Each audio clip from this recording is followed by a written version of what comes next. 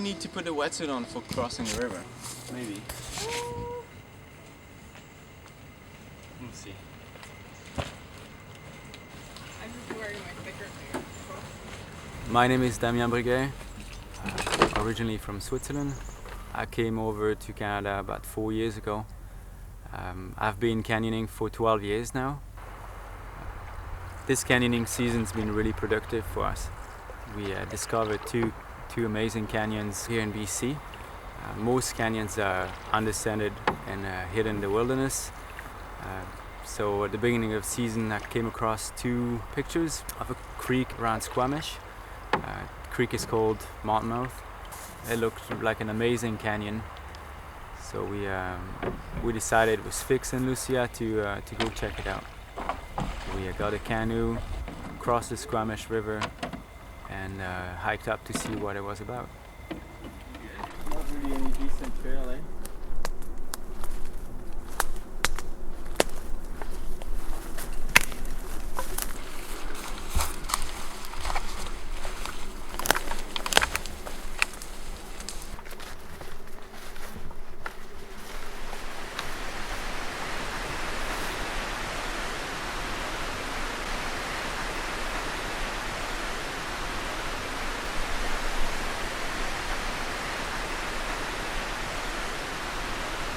Oh yes.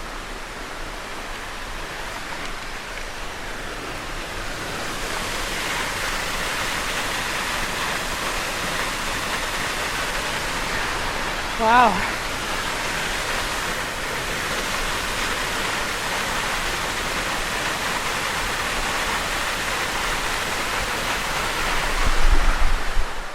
Looks good. Really good. You okay? Oh, straight up. Yeah. My name is Lucia Chu. I'm 29 years old. I'm a nurse from Vancouver.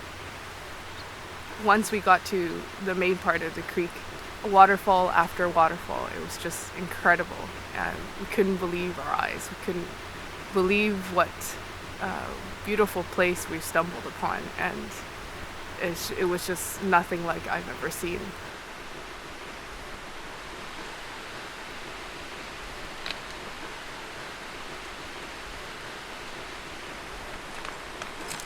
Canyoneering is basically the exploration of canyon drainages.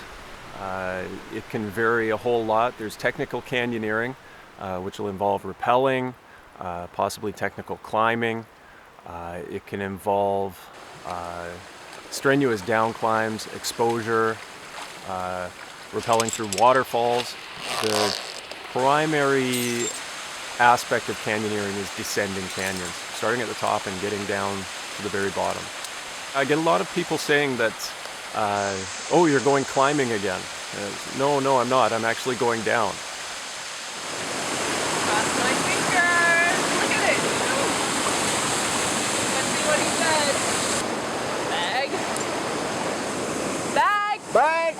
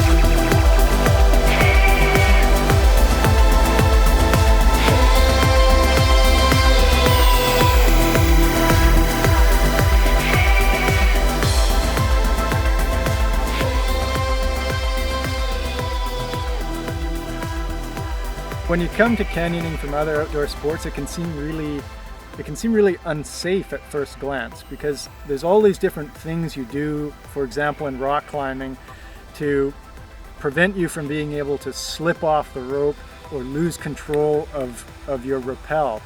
You don't do any of those things in canyoning because in canyoning the critical thing is to not end up in a pool of water or underneath a waterfall tangled up in rope. So the systems are very lean and clean, and you really have to depend on yourself and keeping a cool head and really moving with the flow of the water.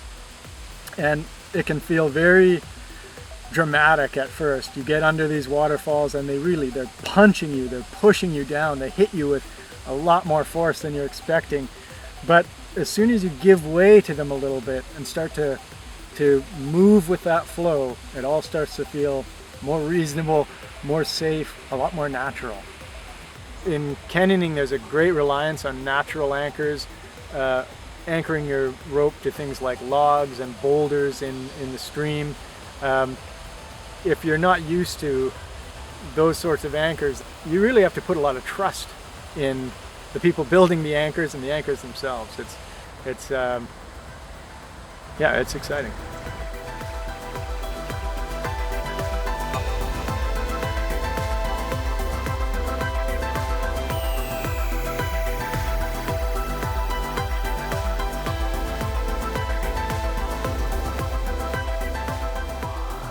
So one of the potential problems of being in a canyon is having your rope stuck after your rappel. You pull, you don't know what it's stuck on. It can be lodged in between rocks or trees or whatever it may be. So you really need to make sure that you check your equipment before you drop yourself into a canyon. Make sure you have a backup, a throw bag, something that will get you down, something that's long enough.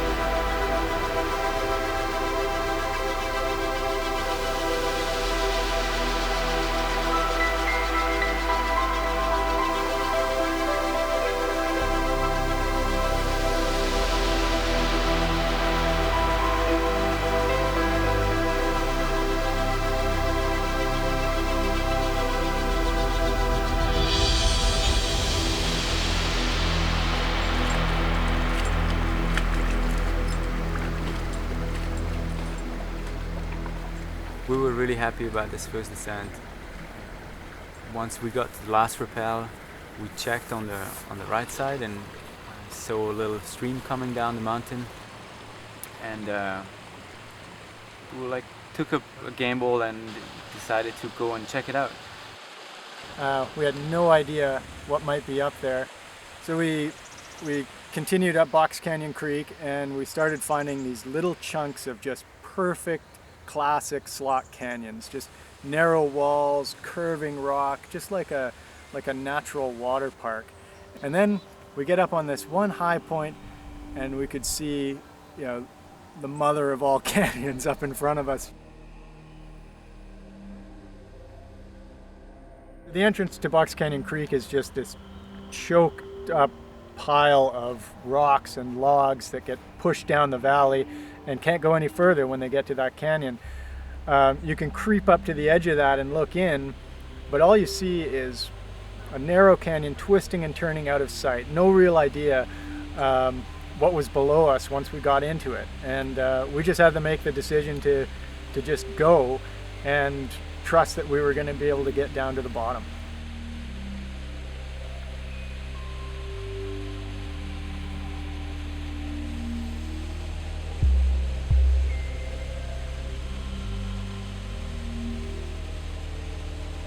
You drop down into the creek, and at the bottom you almost have to plunge right underwater to get under this shoulder of rock that's pushing into you.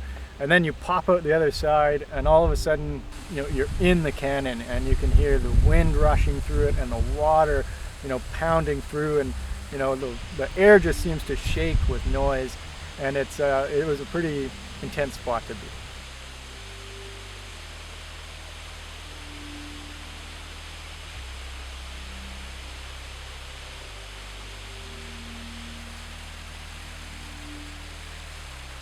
Once you're in Box Canyon Creek, there's no way out but down.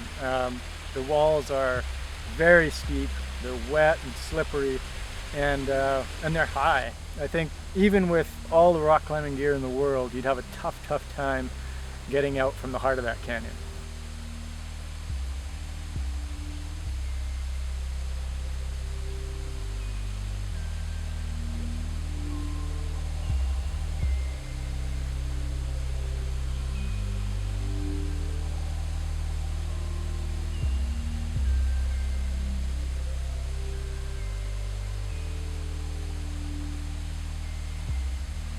The walls were getting higher. It was getting pretty dark there, and we ended up in a chamber with smooth granite all around us, and no anchors at all. Kept looking, and finally we decided to use a hand drill and put a bolt.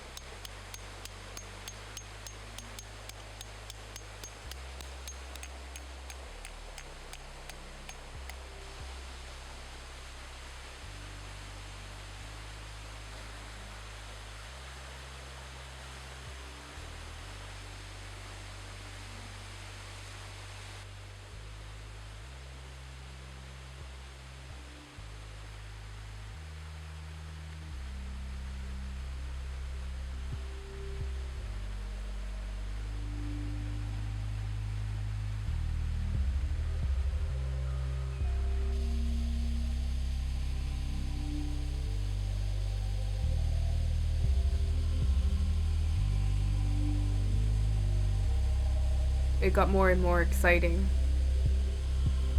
but the stress was also building up. We didn't really know what to expect around the next corner or next waterfall. And when that stress was building up, the worst thing that could happen happened. Our rope got stuck.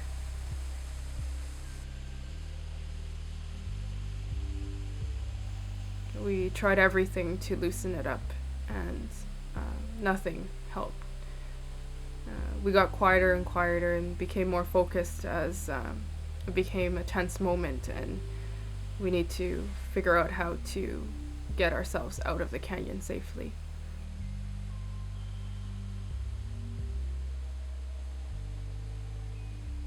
Our only option was a skinny 30-meter rope, the backup rope, and we didn't know if it was long enough to get us down the rest of the canyon. Focus shifted from excitement to more, I guess, disaster management.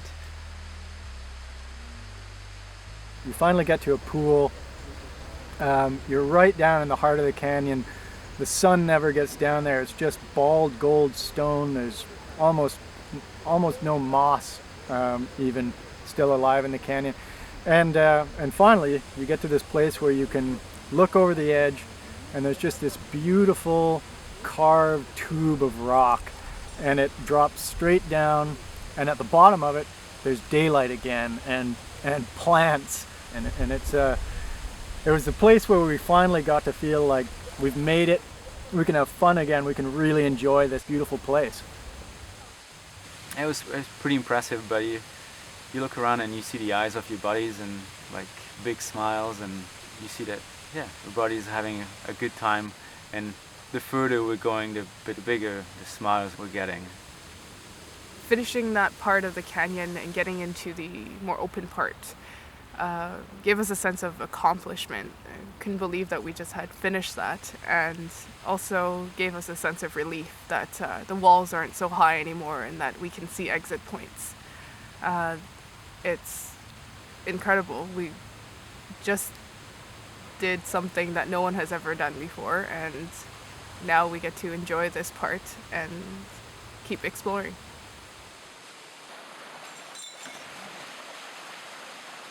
There is just a ton of potential canyons in the area that can be descended. People just haven't known to go looking for them. But I think that might be about to change. And if we can get a canyoneering community and some excitement building around it, it would be a very exciting time. For me, a day spent in a canyon, I kind of break it down into 3 parts. So the first thing is the most obvious. It's just the adventure of getting out there, using all this fun equipment to access places that, 99% of the population can never get to. The second thing is what happens to you when you're in there. I guess you could say this about a lot of adventure sports too. Anything that involves a certain degree of danger, your mind just kind of focuses in on what you're doing and the rest of the world disappears. Like you could try as hard as you want to think about your expensive cell phone bill while you're lowering yourself off a 30-meter waterfall. It's just not going to happen, right? So it's a really rarefied thing when you're in there, and it distills your whole life down to that one moment.